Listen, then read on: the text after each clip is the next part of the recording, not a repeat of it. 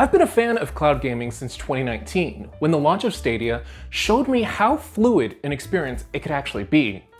Being able to run AAA games on the lowest powered hardware available opens so many doors to gaming availability and platform fluidity. Gone are the days that the cost of playing a new game starts with a purchase of a beefy gaming rig or locked down console. Simply pick your favorite machine, connect it to the internet, and get going. Whether you're using a phone, an old Chromebook, or an Nvidia Shield, the calculus for playing games is more so what's the most comfortable way to play, instead of which one has the silicon that can churn out the most FPS. The one hangup is that you need an internet connection to actually make that happen, and 5G is looking like the most promising ever-present solution for actually staying connected. That's where the Surface Pro 9 with 5G comes in. In our last video, we saw that the Pro 9 is completely capable of playing a ton of games natively, but it's held back by not being the most powerful computer out there and a host of other compatibility issues.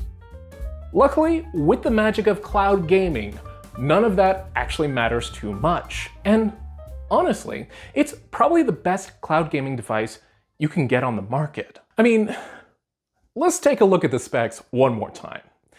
The vibrant 12.9-inch 3K 120Hz display outclasses most other mobile computers in size and quality. The built-in kickstand and use without a keyboard make for a more versatile portable setup for playing with a controller. And the battery life is so much better than most other Windows laptops. Plus, it has 5G. For cloud gaming, services which require a constant internet connection, having a 5G antenna built in is pretty necessary if you want to play away from home or congested public Wi-Fi hotspots. While plenty of folks could technically turn on a hotspot to use their phone's connection for any device, say an M2 MacBook Air, that does drain phone batteries quicker, which personally plays poorly for a device I don't want to charge before I go to bed each night. Plus, I'm betting plenty of other folks are like me and have data plans that only allow for a few gigabytes of hotspot per month. Through Google Fi, it was actually cheaper to just add another phone line with unlimited data and stick that SIM card into the tablet. So yeah, nice screen, great battery, solid mobile connectivity. It should be the best possible case for cloud gaming, short of slapping on a controller on each side and decreasing the price by several $100s. That's the promise anyway. How does it actually work in practice? Well, it feels a bit like a work in progress right now, but mostly for reasons outside the scope of the Surface device. First up, at home with a fast, stable Wi-Fi 6 connection, cloud gaming is peak performance. Pick the right service with the right plan, and you can get up to 4K 120 gameplay with ray tracing and surprisingly little lag right out of the thinnest Windows laptops you can buy right now.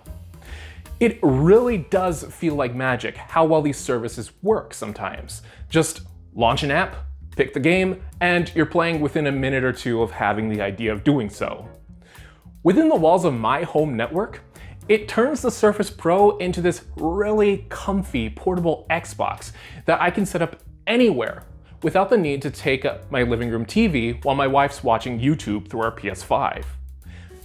That flexibility is a far cry from our desktop computer, which needs to be in only one of a few locations in our house with displays. It's also a lot simpler setup than my MacBook Pro, which does have a better display overall for cloud gaming, but has about 4 times the footprint. And we're at the point where all the main cloud gaming services, GeForce Now, Xbox Cloud Gaming, PlayStation Plus, or even Amazon Luna, work great when given as much bandwidth as necessary to work with. Though from personal experience, GeForce Now and xCloud tend to be slightly better than the others, even without taking into consideration the difference in game availability between services. But, if I'm being honest, if I'm willing to settle for a worse quality display at home, I will say my Steam Deck's easier to use overall for cloud gaming due to its built-in controls. That is, except for PlayStation Plus, which still doesn't have a native Linux app or streaming via browsers yet. In fact, that sort of settling is why we have products like Logitech's G Cloud system. If you're already invested in cloud streaming and mostly playing at home over Wi-Fi, the computer with built-in controls will likely be more convenient than the one that requires an external controller.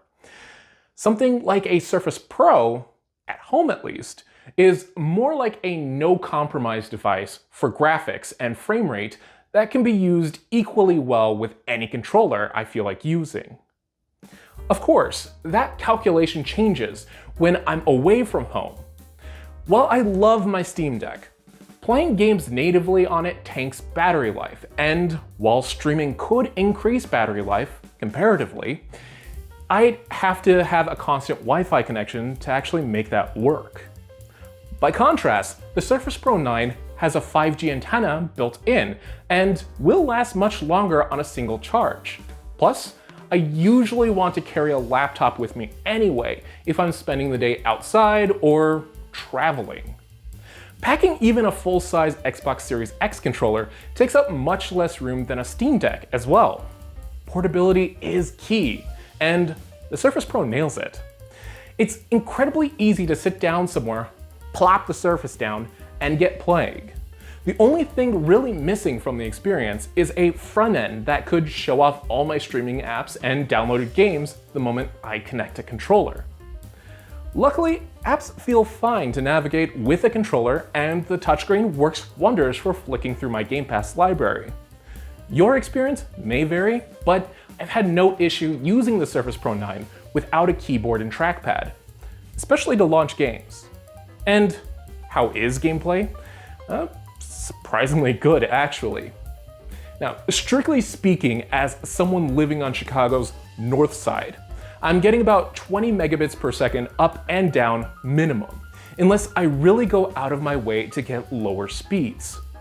That's more than enough to get 720p 60 FPS gameplay or higher, and both GeForce Now and xCloud tend to run smoothly for extended play sessions.